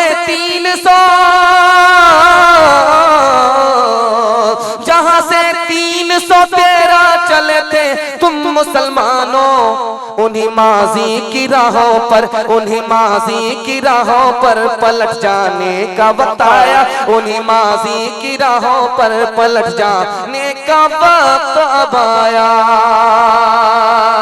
मुसलमानों संभल जाओ, मुसीबत आने वाली है। तेरी बर्बादियों के मशवरे हैं आसमानों में। न समझोगे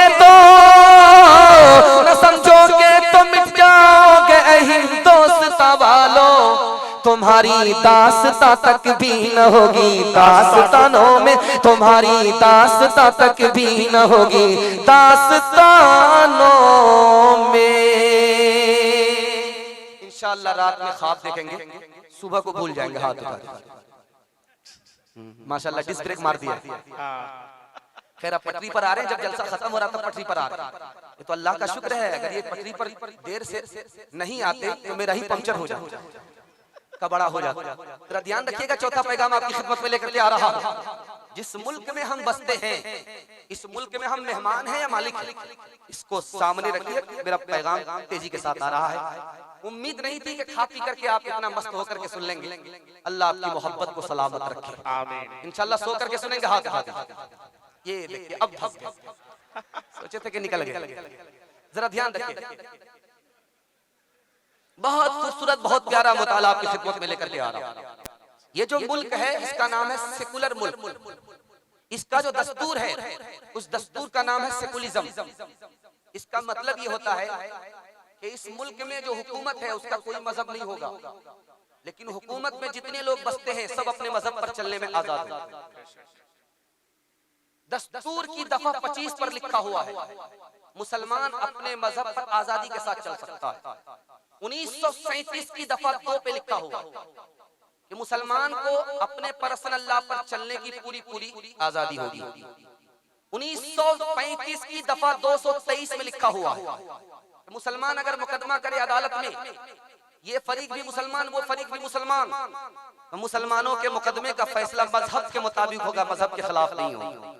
1857 के मोहम्मद अल्लाह को देखिए, उसमें लिखा है कि कोई भी अदालत हो हिंदुस्तान की, छोटी से लेकर के बड़ी अदालत हो, उसमें 2 मुसलमान का मुकदमा अगर चला जाए, ये फरीक भी मुसलमान वो फरीक भी मुसलमान, तो फैसला मोहम्मद अल्लाह के मुताबिक होगा। यूपी के गवर्नर थे, उनका नाम था के मुंशी। वो कहा करते थे जिस वक्त इस मुल्क का दस्तूर बन रहा था, 120 मुल्कों के मजहब को देखा गया कि किसमें बराबर हक मिलता है हिंदू मुसलमान को, तो सिर्फ एक मजहब मिला जिसको देख करके इस मुल्क का दस्तूर बनाया गया। आप तो खुश होगी, आपका सर आसमान की तरफ उठेगा कि अल्लाह का शुक्र है, ये फख्र की बात है कि हम मुसलमान हैं। अल्लाह ने हमको इस्लाम की दौलत से सरफराज फरमाया। 120 मजहब को देखा गया। 120 मजहब में सिर्फ किसको चुना गया? इस्लाम को चुना गया। 120 मजहब में कोई मजहब ऐसा नहीं निकला जिसमें हिंदू मुसलमान सबको बराबर हक मिले, किसी के हक को मारा ना जाए। इस्लाम ने सिर्फ ये साबित किया हिंदू मुसलमान दोनों को बराबर हक मिलता है। तो के मुंशी कहते हैं हमने जब इस मुल्क के दस्तूर को बनाया तो इस्लाम को देख करके बनाया ताकि हिंदू को भी बराबर हक मिले, मुसलमान को भी बराबर हक मिले। जब अंग्रेज चला गया, इस मुल्क से भाग गया, इस मुल्क को लूट करके चला गया, सोने की चिड़िया को लेकर के चला गया, तो महात्मा गांधी जी खड़े हुए और तमाम के तमाम पार्लियामेंट के मेंबर से कहा कि अगर दोबारा इस हिंदुस्तान को असली हालत में लौटाना चाहते हो, सोने की चिड़िया बनाना चाहते हो, तो मैं तुम्हें कहता हूं कि इस तरह हुकूमत करो जैसे अबू बकर ने करके दिखाया, इस तरह हुकूमत करो जैसे उमर ने हुकूमत करके दिखाया। हिंदुस्तान में दिल को छोटा नहीं करना। आपका दिल बहुत मजबूत होगा कि हम मेहमान नहीं हैं इस मुल्क में, बल्कि मालिक हैं। ये ख्याल दिल से निकाल दीजिए। सबसे पहले इस्लाम कहाँ आया? आसमान से धरती पर जब आया तो मक्का मदीना में भी नहीं आया। मक्का मदीना में भी नहीं आया। सुन करके हैरत होगी, सुबहतुल मरजान की तारीख हिंदुस्तान किताब है, उस किताब में लिखा कि आदम जन्नत में थे, जन्नत से जब उतारने की बारी आई तो हिंदुस्तान में उतारा गया, कहीं और नहीं। और आदम जो इस्लाम लेकर के आए वही मुसलमानों का इस्लाम है। सबसे पहले इस्लाम हिंदुस्तान में आया। मालाबार हिंदुस्तान में था, श्रीलंका में आज चला गया। मालाबार में इस्लाम कैसे आया? अखलाक से आया, तलवार से नहीं आया। सुना रहा हूं, आपका दिल मजबूत होगा। बादशाह खड़ा होता है पेशाब करने के लिए, आसमान को देखता है तो देखता है कि चांद के एक टुकड़े एक तरफ, चांद का दूसरा टुकड़ा दूसरी तरफ। ताकीद का तमाशा है, चांद को मैंने आसमान पर देखा है, उसके 2 टुकड़े हो गए हैं। पता करने के लिए उसने भेजा तो आकर के कासिद कहता है कि मक्के में एक नबी पैदा हुआ है, उसने अपनी उंगली का इशारा किया था, चांद के 2 टुकड़े हुए हैं, वो उस उंगली पर भी ईमान लाता है, कलमा पढ़कर मुसलमान भी हुआ।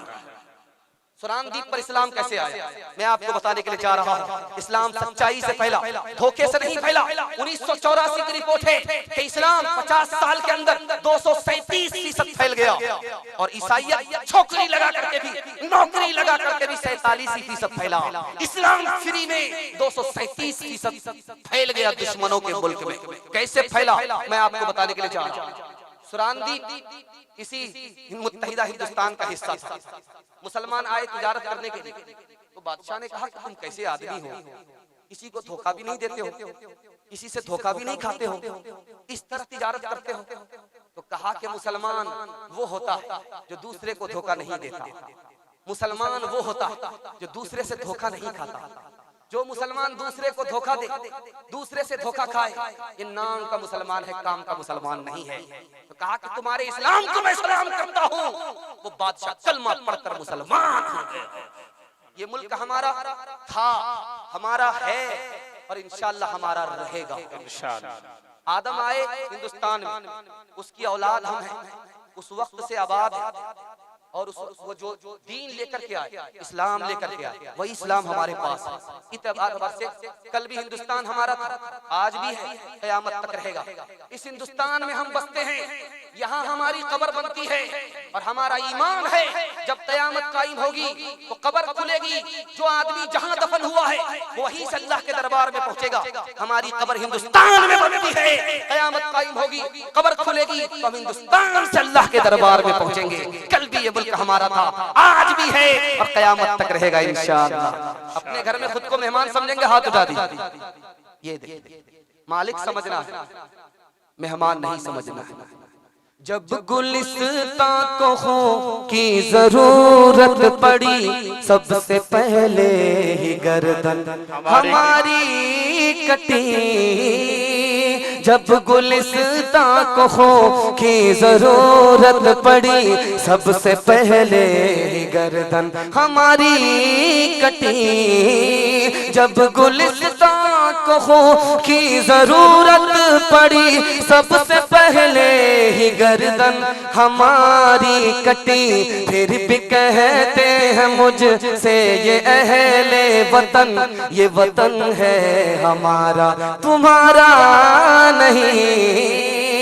तेरा इतिहास है खून में लथड़ा हुआ, तो अभी तक है दुनिया में पिछड़ा हुआ। तूने इंसान को इंसान जाना कभी, तुमने अपनों को अपना न माना कभी। अपने अंदर जरा झांक मेरे वतन, अपने ऐबों को मत ढांप मेरे वतन। तेरे दिल से जो नफरत निकल न पाएगी, तेरे घर में गुलामी पलट आएगी। तेरी बर्बादियों का तुझे वास्ता, ढूंढ अपने लिए एक नया रास्ता। अपने अंदर जरा झांक मेरे वतन, अपने ऐबों को मत ढांप मेरे वतन। आपकी कुर्बानी कितनी है मैं आपको बता रहा हूँ। लाइन एंड सर्वे आईना दिखा रहा हूँ। 52,000 उलमा को फांसी हुई है तब ये मुल्क आजाद हुआ। 10,000 से ज्यादा मदरसे पर बिल्डोजर चले हैं तब ये मुल्क आजाद हुआ। 3 लाख से ज्यादा कुरान के नुस्खे चले हैं तब ये मुल्क आजाद हुआ। 3 लाख से ज्यादा कुरान के नुस्खे चले हैं। 4.5 लाख लोगों की गर्दन पर तलवार चली है मुसलमानों की गर्दन पर, तब ये मुल्क आजाद हुआ है। इस मुल्क की हिफाजत के लिए हमने आबरू भी लुटाया, कुरान भी जलाए गए, मदरसा भी बर्बाद हुआ, उलमा भी फांसी पर चढ़े। इसलिए अपना दिल छोटा नहीं रखना। ये मुल्क कल भी हमारा था, आज भी है, क़यामत तक रहेगा इंशाअल्लाह। तुमने तो सदा हिंद को कंगाल किया है, मुगलों ने इसे अज़्म से टकसाल किया है, अजमल ने ज़फ़र ने इसे इक़बाल किया है, टीपू ने लहू दे के इसे लाल किया है। तुम थक गए, हमने कभी हिम्मत नहीं हारी, बतलाओ ये धरती है हमारी या तुम्हारी, बतलाओ ये धरती है हमारी या तुम्हारी। कश्मीर को तुर्शीदा बदन किसने दिया था, मीनार पंजाब को खेती का दहन किसने दिया था, भोपाल को अंदाज़ सुखन किसने दिया था, मीनार किला ताज कोहन किसने दिया था। तारीख में हम चांद, तारीख में हम चांद सितारे ही मिलेंगे, पत्तों पे सभी नाम हमारे ही मिलेंगे, पत्तों पे सभी नाम हमारे ही मिलेंगे। गलती पर गर्दन कटाएंगे, गर्दन नहीं झुकाएंगे, हाथ उठाएंगे। देखिए 2-4 आदमी फिर भी हाथ उठाए। सही पर गर्दन झुकाना, कटाना, गलती पर गर्दन झुका देना है, गर्दन कटाना नहीं। जरा ध्यान रखिएगा। आखिरी मुताला सुना रहा हूँ गैर मुस्लिमों के हवाले से। आप लोग मुकम्मल सुनने के लिए तैयार है तो हाथ उठाइए इंशाअल्लाह। हाथ मिलेगा, सिर्फ दिल मिले या ना मिले, हाथ उठाइए। गैर मुस्लिमों के हवाले से सुना रहा हूँ, इसको ध्यान से सुनिएगा। जो मैं आपको सुना रहा हूँ बिल्कुल जलसा आपका खत्म होने के करीब आ चुका है, सिर्फ 2 पैगाम बाकी है। 5 से 10 मिनट में आपका जलसा मुकम्मल हो जाएगा। हाथी पास हो चुका है, सिर्फ दुम फंसी हुई है, इंशाअल्लाह एक झटके में वो भी पास हो जाएगा। ध्यान से सुनिएगा जो मैं आपको सुनाने के लिए जा रहा हूँ। मस्जिद को देखिए तो उसका रुख किधर होता है, किबले की तरफ होता है। लेकिन हिंदुस्तान में अक्सर मंदिर को आप देखिए उसका रुख किबले की तरफ होता है। अब यहाँ नुक्ते को जरा ध्यान में रखिएगा। मुसलमान से जब पूछा जाता है कि तुम्हारी मस्जिद किबले की तरफ है, वो कहता है कि पश्चिम की तरफ इसलिए है कि किबला हमारा पश्चिम है। गैर मुस्लिमों से पूछा जाए कि तुम्हारा मंदिर किबले की तरफ क्यों है, उसके पास जवाब नहीं है। हकीकत कहीं गुम हुई है, खुराफात में गुम हुई है। जरा ध्यान रखिएगा इसको। दूसरी बात बताने के लिए जा रहा हूं, इसको बहुत ध्यान से रखिएगा। आप देखेंगे कब्रिस्तान में जब कब्र बनती है और कब्र में जब मुर्दा जाता है उसका सर उत्तर की तरफ होता है, पैर दक्षिण की तरफ होता है। लेकिन जब चिता में मुर्दे को रखा जाता है गैर मुस्लिमों के यहाँ, तो आप देखिएगा शमशान घाट में उसका भी सर उत्तर की तरफ होता है, पैर दक्षिण की तरफ होता है। हकीकत कहीं खुराफात में गुम हुई है। तीसरी मिसाल दे रहा हूँ, ध्यान से सुनिएगा। आप जब हज करने के लिए जाते हैं तो तवाफ में 7 चक्कर जब तक नहीं मारते हैं तब तक आपका तवाफ मुकम्मल नहीं होता। सही में जब तक आप 7 चक्कर नहीं मारते हैं तब तक आपकी सही मुकम्मल नहीं होती। इंशाअल्लाह बुढ़ापे में हज करेंगे, हाथ उठा दीजिए। ये देख 7 चक्कर जब तक नहीं मारते हैं तवाफ मुकम्मल नहीं होता। 7 चक्कर जब तक नहीं मारते हैं सही मुकम्मल नहीं होती। और गैर मुस्लिमों के यहाँ जब जवान लड़के का निकाह होता है, जवान लड़की का निकाह होता है, जब तक वो 7 चक्कर न मारे निकाह मुकम्मल नहीं होता। हकीकत खुराफात में गुम हुई है। चौथा नमूना देने के लिए जा रहा हूँ, बहुत ध्यान से सुनिएगा। मुसलमान जा रहा है हज में तो सिला हुआ कपड़ा नहीं पहनता, एक चादर को ओढ़ लेता है, दूसरी चादर को पहन लेता है। मुसलमान जा रहा है हज करने के लिए, एक चादर को ओढ़ता है, सिला हुआ कपड़ा नहीं है, दूसरी चादर को पहनता है, लुंगी की शक्ल में सिली हुई लुंगी नहीं है। जब तीरथ के मौके से गैर मुस्लिम निकलते हैं वो भी 2 चादर में होते हैं, एक लुंगी होती है और दूसरी चादर होती है। हकीकत खुराफात में गुम हुई है। 5वां और आखिरी नमूना आपकी खिदमत में लेकर के आ रहा हूं। हमारे यहाँ जब बच्चा पैदा हुआ उसका जब अकीका किया जाता है तो जानवर इधर ज़बह हुआ, बच्चे के बाल को मूंदा गया, उसका नाम रखा गया। गैर मुस्लिमों के यहाँ आप देख लीजिए, उसका बच्चा भी बड़ा होता है, उसके बाल को मूंदा जाता है, उसका नाम रखा जाता है, उसका नाम है नामकरण संस्कार। हमारे यहाँ अकीका, उसके यहाँ नामकरण संस्कार। हिंदू मुसलमान से कितना करीब है, मुसलमान हिंदू से कितना करीब है। दूर किसने किया? शैतान ने किया। खुराफात ने मुसलमान को हिंदू से दूर किया, हिंदू को मुसलमान से दूर किया। तीसरी बात बता रहा हूं, आपके बगल में पड़ोसी गैर मुस्लिम है, उससे आपका 3 रिश्ता, एक रिश्ता नहीं 3 रिश्ते। पहला रिश्ता ये है कि वो हमारा भाई, हम उसके भाई, दोनों के माँ बाप एक है, आदम और हव्वा की औलाद वो भी है, आदम और हव्वा की औलाद हम भी हैं, दोनों के माँ बाप एक हैं। तो जब माँ बाप एक होते हैं तो औलाद का रिश्ता आपस में भाई भाई का होता है, वो हमारा भाई, हम उसके भाई, पहला रिश्ता। दूसरा रिश्ता देखिए, वो बगल में बसता है, हमारा पड़ोसी है, हम उसके पड़ोसी हैं, पड़ोसी होने का रिश्ता है। तीसरा रिश्ता है, एक साथ हम लोग कारोबार करते हैं, एक साथ हम स्कूल में उस्ताद होते हैं, एक साथ हम स्कूल में स्टूडेंट्स होते हैं, पढ़ते हैं, पार्टनर होने का रिश्ता है। तीसरा रिश्ता है, ये रिश्ता सलामत था, महफूज था, उसकी जिंदा मिसाल हिंदुस्तान की तारीख में मिलती है। 156 मंदिर को जागीर किसने दिया? टीपू सुल्तान ने दिया। टीपू सुल्तान ने यहाँ के गैर मुस्लिमों को 156 मंदिर बना करके दिया।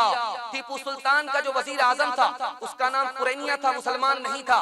टीपू सुल्तान का जो सिपह सालार था, मुसलमान नहीं था, कृष्णा राव था, वो भी गैर मुस्लिम था। कुतुबुद्दीन ऐबक बादशाह गुजरा हिंदुस्तान का, उसका जो सोना ढालता था, मुसलमान नहीं था। उसके दरबार में जो दरबारी थे वो ब्राह्मण थे, और उसके यहाँ जो अमीर मुंशी था वो भी मुसलमान नहीं था, हिंदू था। भाईचारगी में मुसलमान और हिंदू दोनों इस मुल्क को की हुकूमत करते थे, मुल्क को आगे बढ़ा।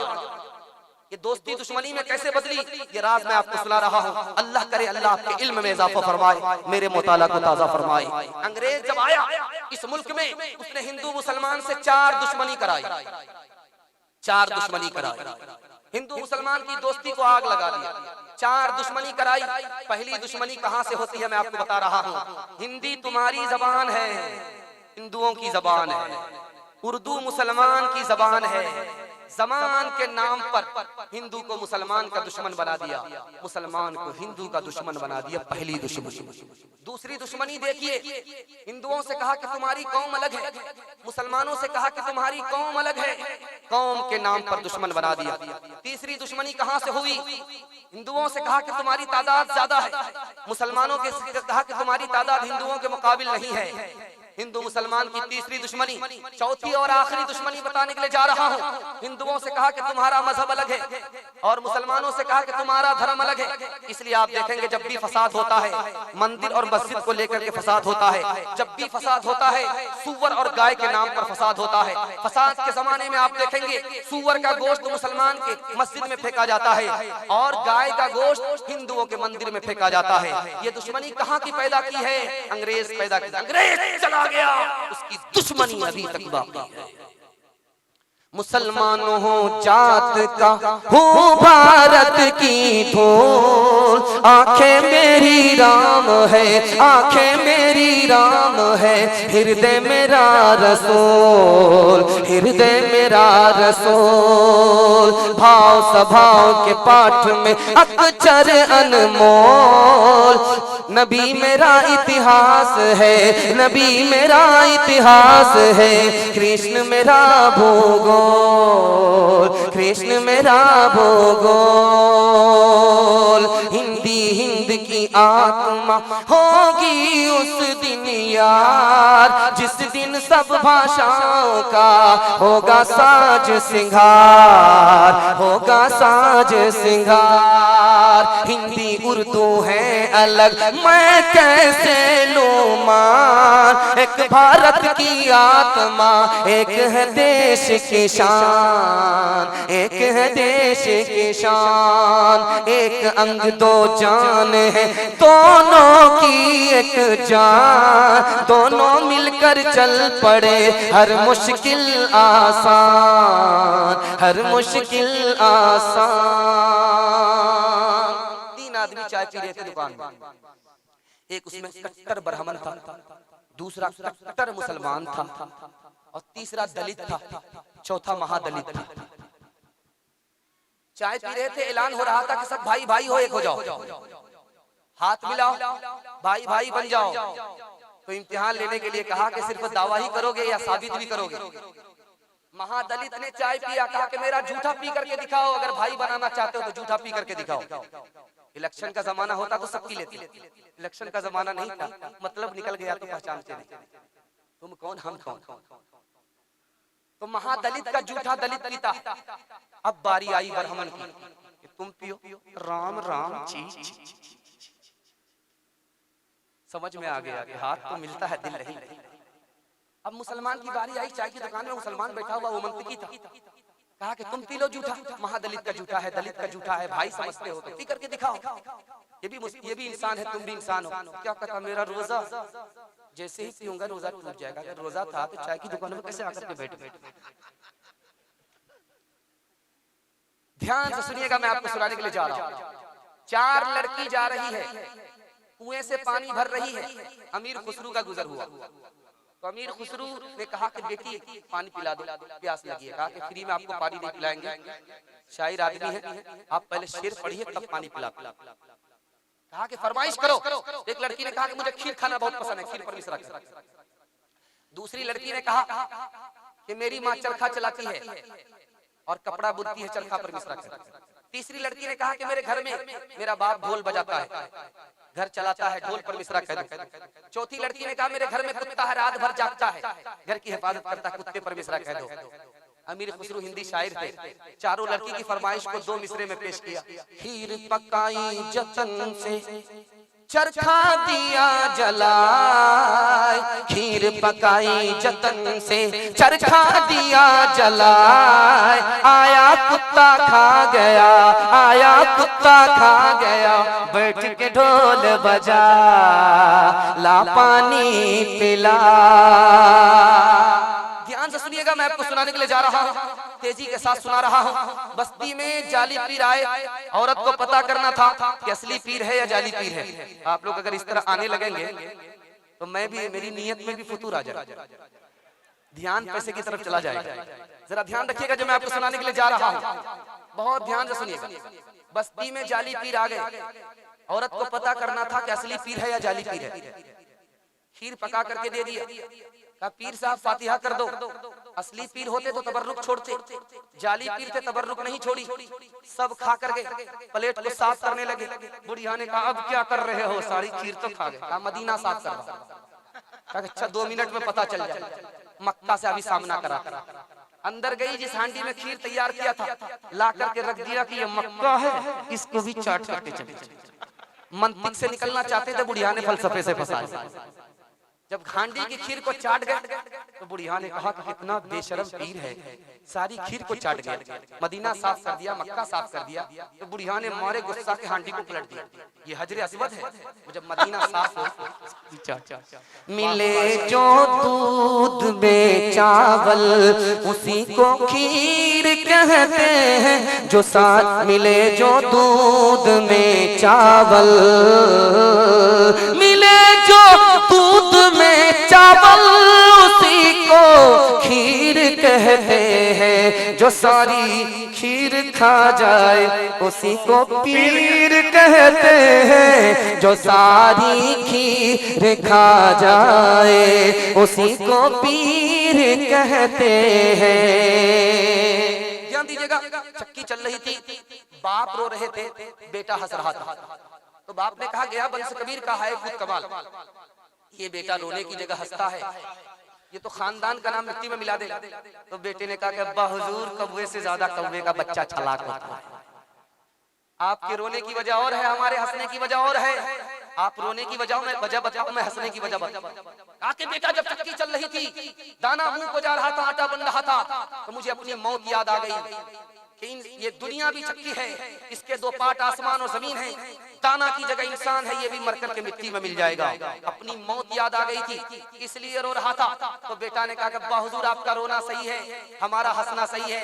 आपने चक्की को देखा, चक्के के मुंह को देखा, दाना गया आटा बन गया, आपने यहीं तक देखा, आगे तक नहीं देखा। मैंने आगे तक देखा कि जिस किल्ले को पकड़ करके चक्की चलाई जाती है, मैंने उस कुल्ले को देखा। जो दाना किल्ले से सड़ जाता है वो पीसा नहीं जाता, जो अल्लाह की रस्सी को पकड़ लेता है वो यहाँ भी आबाद रहता है, वहां भी आबाद रहता है। चलती चक्की देख कर दिया कबीरा रोए, चलती चक्की देख कर दिया कबीरा रोए। दो पाटन के बीच में, दो पाटन के बीच में साबुत बचान कोई, साबुत बचान कोई। चलती चक्की देख कर दिया कमाल भवाई, कील सहारे जो रहे, कील सहारे जो रहे, वो बाल बाल बच जाए, वो बाल बाल बच जाए।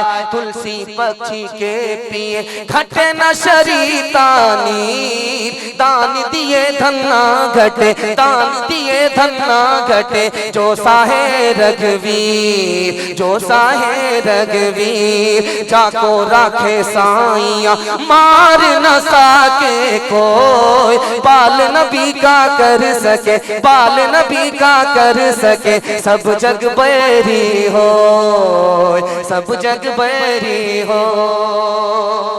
सीरत के हवाले से सुना रहा हूँ, शबे बारात आने वाली है, उसके हवाले से सुना रहा हूँ। इंशाल्लाह धूमधाम से शबे बारात मनाएंगे। हाथ उठा दीजिए, जरा देखिए, जरा ध्यान रखिएगा। दो पैगाम आपकी खिदमत में आ रहा है, बड़ी तेजी के साथ आ रहा है। इसको बहुत ध्यान से सुनिएगा, जो मैं आपको सुनाने के लिए जा रहा हूँ। बहुत खूबसूरत मुताला आपकी खिदमत में आ रहा है, उसको ध्यान से सुनिए। रूस में इनकिलाब आया, 26 लाख लोग मारे गए। पहली जंग अजीम में कितने लाख लोग मारे गए? 73 लाख। दूसरी जंग अजीम में कितने लाख लोग मारे गए? 1,06 लाख। 1857 में कितने लोग मारे गए? 1 करोड़। 1955 में कोरिया की जंग में कितने लोग मारे गए? 15 लाख। 1979 में गल्फ वार में कितने लोग मारे गए? 1 लाख। ईरान और इराक की जंग में कितने लोग मारे गए? 4 लाख। हमारे नबी ने पूरी जिंदगी में सिर्फ 27 जंग लड़ी है। 27 जंग में कितने लोग मारे गए? 1018 दोनों तरफ से। इतने कम लोग मारे गए? दुनिया ने बड़ी बड़ी जंग लड़ी, इतने ज्यादा लोग मारे गए। हमारे नबी बचाने के लिए आए थे, मारने के लिए नहीं आए थे। रहमत बन करके आए थे, मुसीबत बन करके नहीं। मेरा कायद है वो सुलह अमन पैगाम था, जिनका मोहब्बत नाम था, जिसका मोहब्बत काम था, जिसका वो रफ्ता रफ्ता जिसने कौम को मंजिल अता कर दी।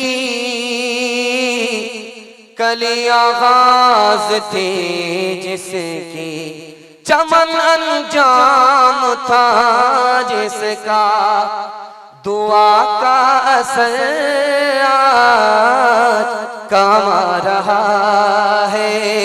खुशी का मुबारक मकाम आ रहा है, खुशी का मुबारक मकाम आ रहा है। ये किस साथ बरहक की है आमद आमद, फरिश्तों का पैगम सलाम आ रहा है। गुलामों यतीमों की बिगड़ी बनाने कोई मुनि से खासो आम आ रहा है। ये कौन आज इंसान कामिल ज़मीं पर बसत इज़्ज़तों तेरा आ रहा है। बशारत रसूलों ने दी आके जिसकी वो लेकर खुदा का पयाम आ रहा है, वो लेकर खुदा का पयाम आ रहा है। नबी की सुन्नत पर जिएंगे, नबी की सुन्नत पर मरेंगे, हाथ उठा दीजिए इंशाअल्लाह। ध्यान से सुनिएगा, मैं आपको सुनाने के लिए जा रहा हूँ। एक मिसाल पर पैगाम को खत्म कर रहा हूँ। मिलाद का एक शायर आया, कनकट्टा शायर का एक शेर पढ़ा। महफिले मिलाद में सब आ रहे हैं फूल फूल, महफिले मिलाद में सब आ रहे हैं फूल फूल, आ रहे हैं फूल फूल। इधर से पैसा, उधर से पैसा, उधर से पैसा, मिसरे पर नहीं गया, पैसा को देख रहा, एक ही मिसरा घुमा रहा, दूसरा पढ़ नहीं रहा। कमाई पर कमाई हो रही है, लोग जेब खाली करके डाल। सुनते सुनते जब बीच का आदमी पक गया, खड़ा हुआ, शायर साहब आप मिसरा भूल गए हैं या मैं जाकर के जोड़ा लगा। कनकट्टा आदमी था, माँ के पेट से कनकटा हुआ पैदा हुआ था, गुस्सा ज्यादा आया, कहाँ से कबाब में हड्डी बन गया, कितनी बढ़िया कमाई पर कमाई हो रही थी। खिसियानी बिल्ली खंबा नोचे कह दिया कि मैं अपना मिसरा भूल गया हूँ, आप ही आकर के जोड़ा लगा। ये समझ रहा था कि वो शायर नहीं था, वो शायर का बाप था। सीधे स्टेज पर आ गया, कहा कि शायर साहब आपके कान कटे हुए, आपको गुस्सा ज्यादा आता, मैं आपके मिसरे का जोड़ा लगाऊंगा, शर्त यही है कि आप बुरा नहीं मानेंगे। इसमें बुरा मानने की बात क्या है, आप मेरे मिसरे का जोड़ा लगा, मुझे खुशी हो। आप पहले अपना मिसरा पढ़िए। महफिले मिलाद में सब आ रहे हैं फूल फूल, महफिले मिलाद में सब आ रहे हैं फूल फूल, आ रहे हैं फूल फूल, महफिले मिलाद में सब आ रहे हैं फूल फूल। अब उसने आकर के जोड़ा लगा के, बुरा मत मानिएगा, कान काटे हैं खुदा ने, नाक काटेंगे रसूल, नाक काटेंगे रसूल, कान काटे हैं खुदा ने, नाक काटेंगे रसूल, नाक काटेंगे रसूल। इंशाअल्लाह रबीउल अव्वल में अपने नबी को याद रखेंगे, हाथ उठा दीजिए। केक काट करके याद रखेंगे, हाथ उठा दीजिए। सबसे पहले मशीयत के अनवार से नक्शे रूए मोहम्मद बनाया गया, फिर उसी नक्श से मांग कर रोशनी बस में कौनो मकान को सजाया गया। वो मोहम्मद भी अहमद भी महमूद भी साथ मुतलक का शाहिद भी मशहूद भी, इल्म हिकमत में वो खैर महदूद भी, ज़ाहिरन उम्मियों में उठाया गया। हश्र का गम है कासिम मुझे किस लिए, मेरा आका है वो, मेरा मौला है वो। हश्र का गम है कासिम मुझे किस लिए, मेरा आका है वो, मेरा मौला है वो। जिसके दामन में जन्नत बसाई गई, जिसके हाथों से कौसर लुटाया गया। आपने सुन लिया, समझ लिया, अल्लाह आपको जज़ाए खैर दे। बिल्कुल आखिरी पैगाम आपको सुनाने के लिए जा रहा हूँ, शब बारात के हवाले से आखिरी पैगाम सुना रहा हूँ, जलसे को मुकम्मल कर रहा हूँ। अल्लाह जज़ाए खैर दे। मुकम्मल अमल करना है, हाथ उठाइए इंशाअल्लाह। 2024 में हाथ उठाइए, जरा ध्यान रखिए। शबे बारात आ रही है, यहीं से अमल शुरू करना है, बिल्कुल करीब में आ रही है, 18 मार्च को आ जाएगी। जरा ध्यान रखिएगा, इसके हवाले से मैं आपको सुनाने के लिए जा रहा हूं। असल में इंसान के लिए 3 दिन है, असल में इंसान के लिए 3 ही महीने हैं। 3 दिन इंसान का कैसे है, एक जो गुजर गया उससे नसीहत पकड़नी है, वो वापिस नहीं आएगा। दूसरा जो चल रहा है इसको गनीमत समझना है, यही अपना। और जो आने वाला है उसकी गारंटी नहीं है कि वो मिलेगा नहीं मिलेगा। इंसान के लिए सिर्फ 3 ही महीने हैं। एक महीना रजब का था, गुजर गया। दूसरा महीना आने वाला है शाबान, यही कमाने का है। रमजान की गारंटी नहीं है, मिल भी सकता है, नहीं भी मिल सकता। इसलिए शाबान की कदर करनी है। शाबान के माने हैं जिसमें अल्लाह रहमत को तकसीम करता है, जब रहमत तकसीम होगी तो आपके घर वाले को भी मिलेगी, आपके औलाद को भी मिलेगी, खुद को भी मिलेगी। शबे बारात को बारात क्यों कहते हैं? जिस तरह जानवर के जिस्म में बाल होते हैं, बेहिसाब होते हैं, उसी तरह अपने बंदे को उस रात में तौबा करने वाले को अल्लाह माफ करता है। लेकिन 5 आदमी को माफ नहीं करता। जो टखने से नीचे पायजामा रखता है उसको माफ नहीं करता। जो माँ बाप का नाफरमान है उसको माफ नहीं करता। जो शराब पीता है उसको माफ नहीं करता। जो जिना करता है उसको माफ नहीं करता। जो अपने भाई के रिश्तेदार के लिए कीना सीने में रखता है उसको माफ नहीं करता। शबे बारात को जाहिर कर दिया, शबे कदर को छुपा दिया। राज क्या है? शबे कदर रमजान में, शबे बारात शाबान में। शाबान को बता दिया, शबे बारात को बता दिया, शबे कदर को छुपा दिया। राज क्या है? शबे कदर को अगर बता दिया जाता लोग उसी पर भरोसा करके बैठ जाते, इसलिए छुपा दिया। शबे बारात को इसलिए बताया ताकि नामे अमाल में नुकसान ना आए, नामे अमाल में नफा आए। आदमी उसके लिए बेदार हो जाए। जो सोता है वो खोता है, जो जागता है वो पाता है। 3 बात को याद रखिए, आपकी रात बर्बाद हो जाएगी। पटाखे से बचिए, आपकी रात वरना बर्बाद हो जाएगी। आप पटाखा बजाते छोड़ते हैं, शबे बारात में माल का अलग नुकसान, जान का अलग नुकसान, और बच्चे को आप गुनाह की तालीम बचपन से दे रहे हैं। ट्रिपल नुकसान है। पटाखे से बचिए और शैतान के धोखे से बचिए। जब वो रात आएगी तो शैतान आपसे कहेगा कि अभी सो जाओ, अभी थोड़ा सवाब मिलेगा। बीच रात में जागना, उस वक्त इबादत करना सवाब मिलेगा। आप थके रहेंगे, बीच रात में जाग सके नहीं, सोते ही रह जाएंगे, इधर से भी गए उधर से भी गए। शैतान के धोखे से बचेंगे तब ये रात मिलेगी। तीसरी बात को याद रखिए, हलवा मत खाइएगा। शबे बारात में हलवा खाए तो रात का जलवा गया। हलवा में क्या खूबी है कि वो सकील गिज़ा है, सकील गिज़ा है। अगर आपके हलक के नीचे हलवा उतरा वो पेट को पकड़ लेता, पेट को पकड़ देता है, दिमाग को बोझल कर देता है। आदमी सोने की फिक्र करता है, जागने के लिए तैयार नहीं है। हलवे से बचा लीजिए अपने आप को, रात का जलवा आपको मिल जाए। 3 ही काम आपको करना है, 3 से ज्यादा काम नहीं करना है। इंशाअल्लाह हाथ उठा दीजिए। बिल्कुल सही जा रहा, घबराने की कोई बात नहीं, डरने की कोई बात नहीं, लेकिन इम्तिहान जारी रहेगा। 3 काम आपको सिर्फ करना, 3 काम करना है।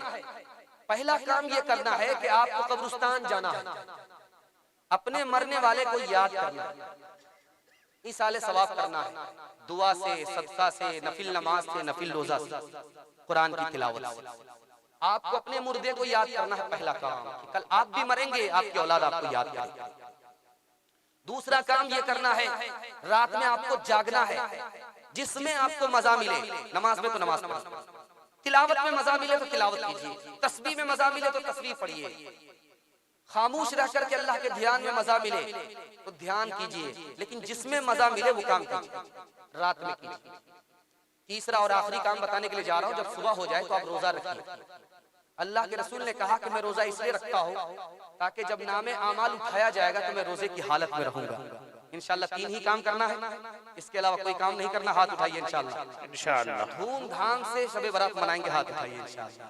ये किसने मोहब्बत से डाली निगाहें के आलम में फिर से बहार आ रही है। ये किसने मोहब्बत से डाली निगाहें के आलम में फिर से बहार आ रही है। ये किसने मोहब्बत से डाली निगाहें के आलम में फिर से बहार आ रही है, के आलम में फिर से बहार आ रही है। जो दिन आ रहा है भला आ रहा है, जो रात आ रही है खुशी ला रही है। जो दिन आ रहा है भला आ रहा है, जो रात आ रही है खुशी ला रही है। 3 काम कीजिए, 3 काम छोड़ दीजिए। अल्लाह आपके जलसे को मुकम्मल करेगा, जिंदगी को मुकम्मल कर देगा, बाल बच्चे को कामयाब करेगा, यहाँ भी खुशहाल करेगा, वहाँ भी खुशहाल करेगा। 3 काम करने के लिए हाथ उठाइए। अल्लाह की इबादत करेंगे इंशाअल्लाह, रसूलुल्लाह की इताअत करेंगे इंशाअल्लाह, मखलूक की खिदमत करेंगे इंशाअल्लाह। 3 काम छोड़ दीजिए, आपके घर में आफत नहीं आएगी। 3 वजह से आफत आती है, गुनाह करते हैं आफत आती है। हराम कमाते हैं इसलिए आफत आती है, गलत माहौल में है इसलिए आफत आती है। मैं गारंटी लेता हूँ इस जलसे में आप 3 काम छोड़ करके दिखाइए, आपके घर में आफत नहीं आएगी इंशाल्लाह। गुनाह नहीं करेंगे, गलत नहीं कमाएंगे, गलत माहौल में नहीं जाएंगे, न किताबों से नवाजों से नजर से पैदा। दीन होता है बुजुर्गों की नजर से पैदा, नहीं सीखा इन्होंने दीन रहकर शेख के घर में, पहले कॉलेज के चक्कर में मरे साहब के दफ्तर में थे, केक के चक्कर में तो रोटी भी गई, बड़ी शई की ताक में थे तो छोटी भी गई, न मानी बात वाइस की, थे पतलून के चक्कर में तो लंगोटी भी गई। वाखिर दावाना अल्हम्दुलिल्लाहि रब्बिल आलमीन। माशाअल्लाह। मोहतरम हजरात, काफी देर से आप बैठे हुए हैं।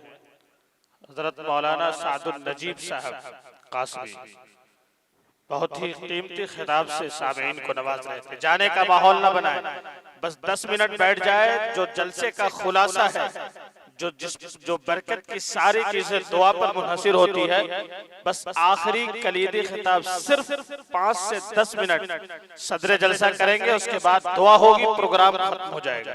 ज्यादा वक्त अब आपका नहीं लिया जाएगा। यकीनन आपका जिस्म, आपका जहन सब जवाब दे चुका है, इसलिए 10 मिनट के लिए सिर्फ बैठ जाए। अल्लाह के वास्ते आप बैठे हैं, जाने का माहौल ना बनाए, सिर्फ 10 मिनट दुआ होगी, आराम से आप अपने दामन में बरकत समेट कर तब जाए। चूंकि एक फरमाइश जनाब मौलाना मुफ्ती सादुल नजीब साहब के ताल्लुक से महफिल से किसी साहब ने किया है कि छोटी सी ही सूरत थी, आप तिलावत कलाम पाक से भी जरा सामीन को नवाज दे।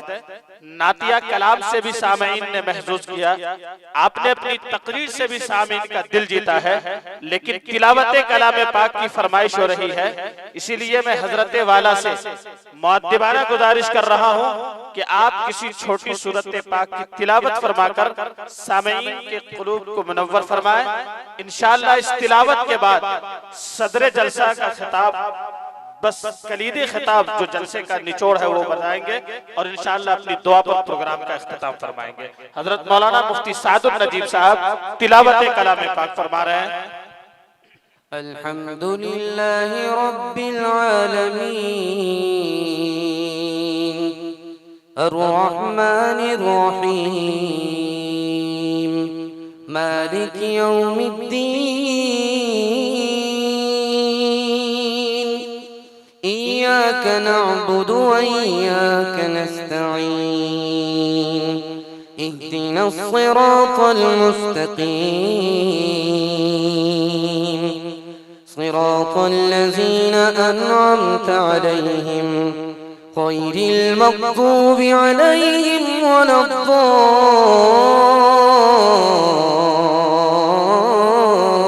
वलद्दाल्लीन रब्बुल मशरिक़ैनि व रब्बुल मग़रिबैन फबिअय्यि आलाइ रब्बिकुमा तुकज़्ज़िबान मरजल बहरैनि यल्तक़ियान बैनहुमा बरज़ख़ुन ला यबग़ियान फबिअय्यि आलाइ रब्बिकुमा तुकज़्ज़िबान यख़रुजु मिनहुमा अल-लुअ्लुअु वल-मरजान फबिअय्यि आलाइ रब्बिकुमा तुकज़्ज़िबान सदक़ल्लाहुल अज़ीम। जज़ाकल्लाहु शुक्रन जज़ीला। माशाअल्लाह, फरमाइश को पूरा करने के लिए हजरत वाला का अपनी तरफ से, सामाईन की तरफ से, सरजमीन नया भोजपुर की तरफ से तहे दिल से हम शुक्रिया अदा करते हैं।